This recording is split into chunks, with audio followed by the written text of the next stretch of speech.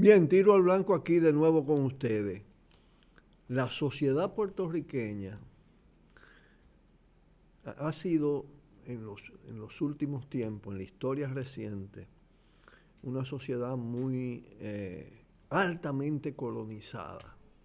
El estatus colonial ha tenido preeminencia y ha impactado de tal manera la población puertorriqueña que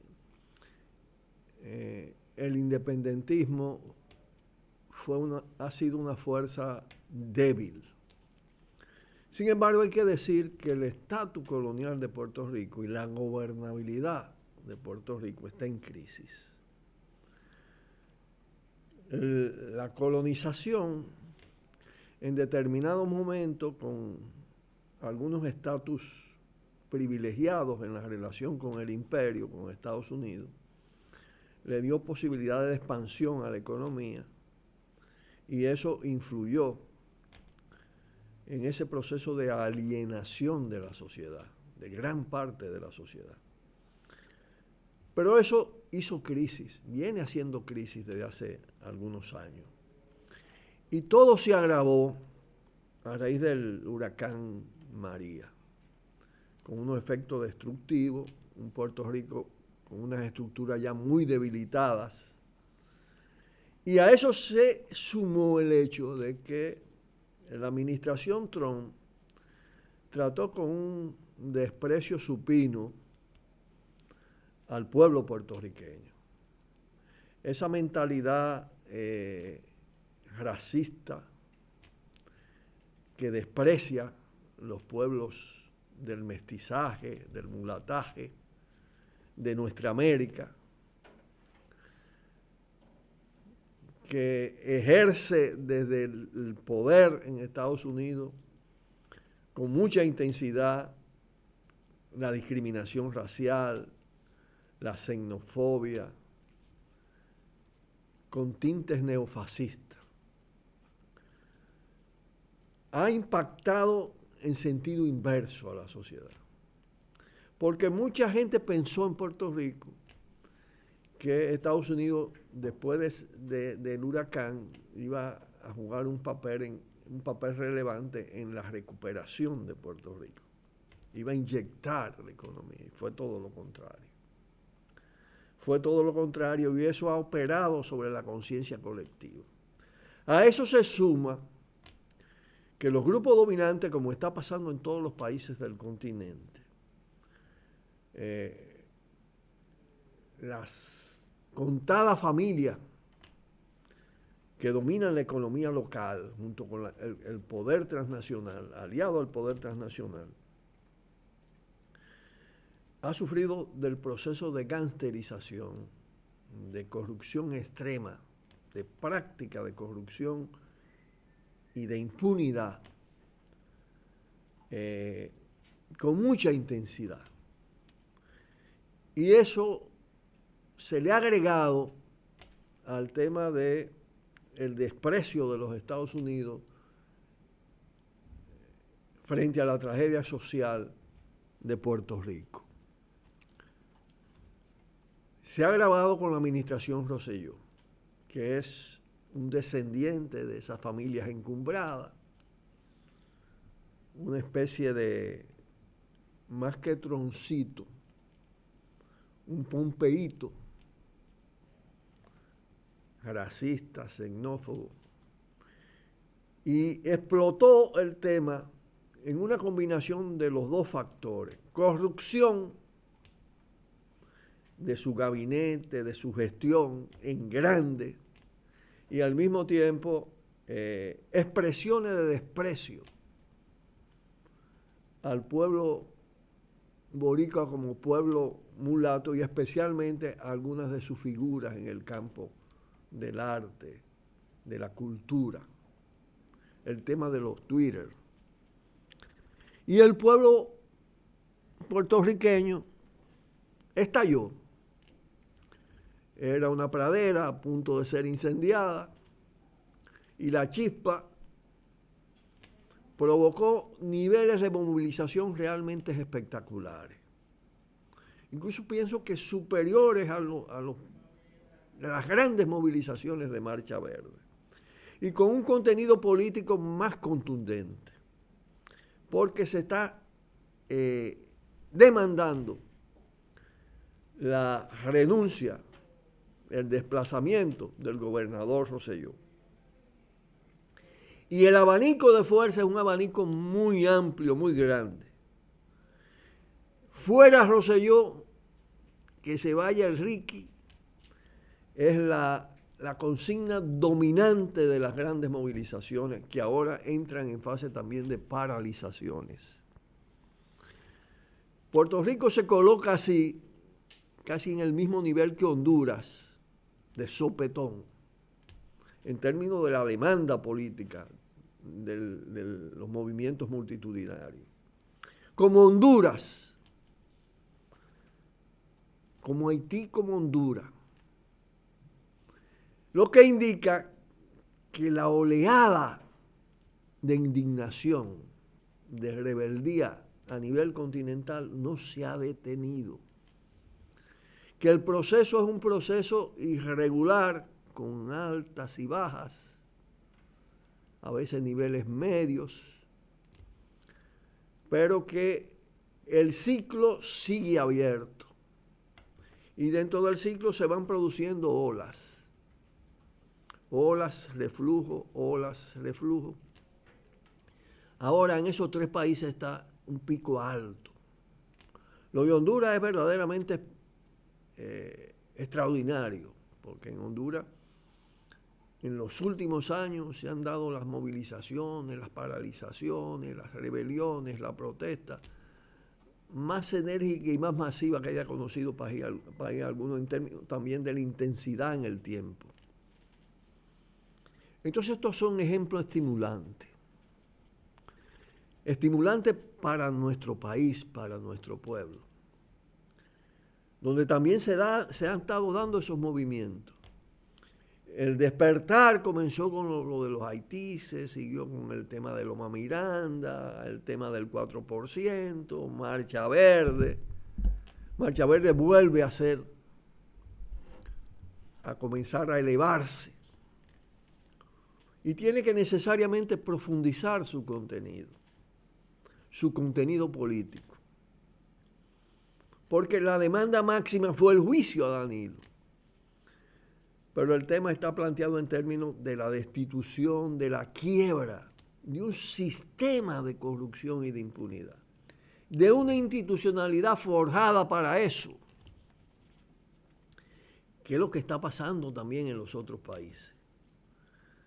Es, si se quiere, un patrón de mafias en el poder, conectadas con las mafias transnacionales. Y Estados Unidos se mueve con sinuosidad, dependiendo naturalmente de lo que más le conviene en un momento determinado. Le han salido mal las cosas en Puerto Rico, sin lugar a dudas. El hecho de que un país bastante domesticado históricamente en los últimos 2 siglos, esté en esa condición indica mucho de lo que son las potencialidades del cambio en términos de la segunda independencia, del rescate de la soberanía y de las transformaciones sociales en el continente. Saludo y felicitaciones al pueblo boricua por su enérgica rebeldía, por su hermosa rebeldía en estos días de los hornos en nuestra América. Hacemos una pausa y volvemos con ustedes. Cuidado, cuidado. Bueno, Leonel Fernández no solo es un político desvergonzado, corrupto y corruptor, sino además cínico, en gran medida descarado. una de las frases de sus últimas intervenciones, o de su última intervención, es que él no puede ser indiferente a la situación, porque tiene que preocuparse por la historia, por su rol en la historia. Por eso digo que hay que ser descarado. Porque Leonel Fernández, ¿cuál ha sido su historia? Para que él hable de la preocupación en la historia. ¿Cuál ha sido su historia? Bueno, cuando tuvo la oportunidad, primero, llegó al gobierno a través de un pacto espurio, ya con un Juan Bosch disminuido desde el punto de vista físico-biológico. El pacto del llamado Frente Patriótico con el balaguerismo. Es decir, Balaguer fue la palanca que llevó a Leonel Fernández para contrarrestar la posibilidad de un triunfo de Peña Gómez, que estaba casi asegurado, al gobierno. Y tan pronto llegó al gobierno, se puso de manifiesto que ese factor, lo espurio de su ascenso, tenía mucho más profundidad,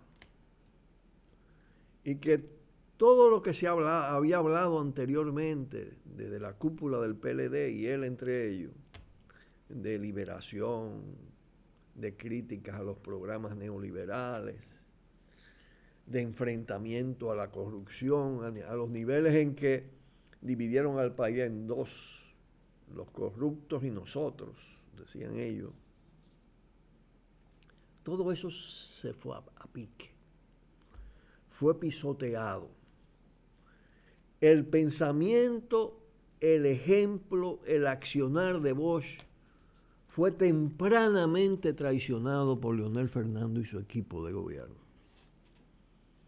Emprendió el camino de los programas neoliberales, de las privatizaciones, de la dependencia, de la aceptación de ese proceso de recolonización que caminaba por todo el continente, de la mano del poder imperialista de los Estados Unidos.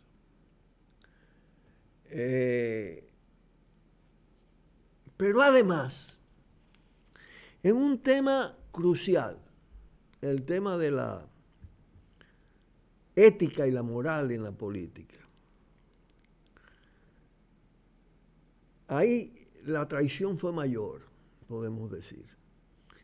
Dejó de ser su patrón, su referencia, su modelo, la trayectoria de Bosch, y asumió la de Balaguer, la del político que se corrompe y corrompe, que llegó a decir que era preferible corromper a matar, y acumuló fortuna y creó alcancías. ¿Qué historia? ¿De qué historia puede hablar Leonel Fernández? Pero eso fue peor aún después de su desplazamiento y vuelta al gobierno, los 8 años después. Ahí fue que la fiesta, la corruptela, fue algo verdaderamente extraordinario. Entonces, ¿cómo usted viene a decirle a este pueblo que usted está preservando una imagen histórica con esa conducta reciente por demás, sin ningún acto reivindicador? Porque es todo lo contrario. Yo he mencionado varias veces, porque es muy simbólico el problema, el acompañamiento de Leonel Fernández de un sector de altos jefes militares y policiales, que más crímenes y corrupción no le puede caber. Eso da una señal verdaderamente horripilante. pretendiendo además volver con esa compañía y con el equipo de la gran corrupción y de la grande fortuna que se crearon a base de la corrupción en su propia gestión, con sus alcancías, con Félix Bautista, con Díaz Rúa, con Diandino Peña. Es algo que es más que descaro, es una vergüenza total.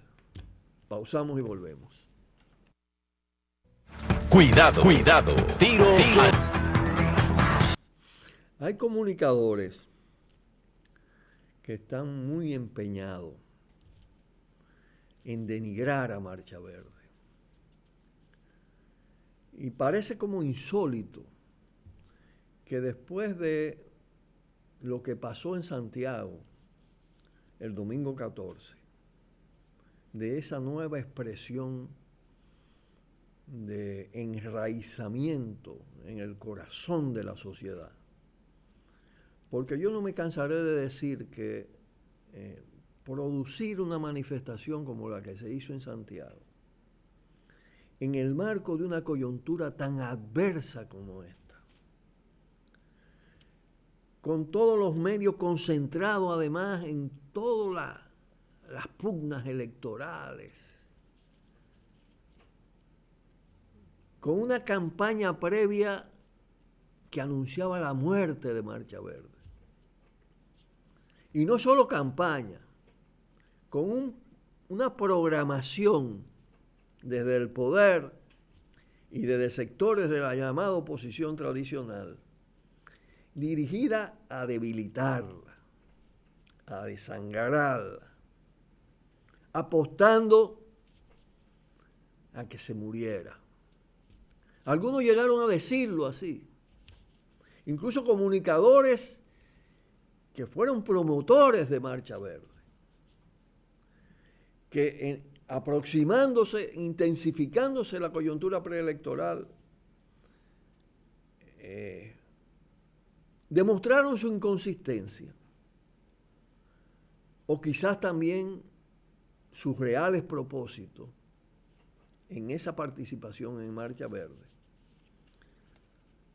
Es decir, porque Marcha Verde en gran medida fue un movimiento que brotó cuestionando el sistema de partido y muy especialmente el partido Estado gobernante, la corporación de la corrupción PLD, pero no solo. Y después de una experiencia tan formidable como la de Marcha Verde, apuntando a convertirse en un movimiento político-social alternativo, salirse de ahí para ir al sistema de partido indica una gran inconsistencia, os repito, un propósito premeditado. Y quienes lo hicieron así, o una parte de lo que lo hicieron así, se empeñaron también en inhibirse de aportar y en expresar muchas veces sistemáticamente, a veces no expresamente, insinuada, el fin de Marcha Verde. Ya esto llegó hasta aquí. Esto cumplió su papel, decían. Y una serie de cabezones también de una gran diversidad, cabezones y cabezonas, dijeron no, esto lo ha creado el pueblo dominicano, está enraizado en su corazón, sentíamos que había una demanda del pueblo. ¿Y qué pasa con Marcha Verde? Donde quiera. ¿Y qué? ¿Se van a quedar así? Pues no. A pesar de que fue muy diezmado todo el tren de activista de Marcha Verde, de su mecanismo de comunicación, de organización, de sus asambleas. A pesar de eso, se persistió, se hizo una labor interna de reestructuración, organización. Se lanzó con más claridad una política de diferenciación frente al sistema de partidos. Y hay una declaración muy precisa de Marcha Verde que yo la leí aquí en este programa. No apoyaremos ninguna candidatura, ningún partido, vamos a trascender lo electoral, vamos a intervenir en este periodo con nuestra determinación de ponerle fin al sistema de corrupción e impunidad. Y ahí se vio el éxito en Santiago. Y después de ese éxito, siguen hablando de que se está desgranando. Y fenómenos que ya se dieron y que se sudó la fiebre, como lo de la coalición, como lo de bien común, lo esgrimen para decir que se está desgranando y que eso es parte de esa tradición de divisiones. La verdad es otra. Y Santiago le dio duro. Marcha Santiago le dio duro a eso. Y hay Marcha Verde para rato. Nos despedimos de ustedes por el día de hoy y por esta semana, dándole un fuerte, fuerte abrazo. Por el multimedio, Tiro al Blanco, bajo la coordinación y participación de Narciso Isa Conde. La verdad sin dobleces, para hacer realidad los ideales del Coronel Camaño y el inmenso Che Guevara. Cuidado, Tiro al Blanco.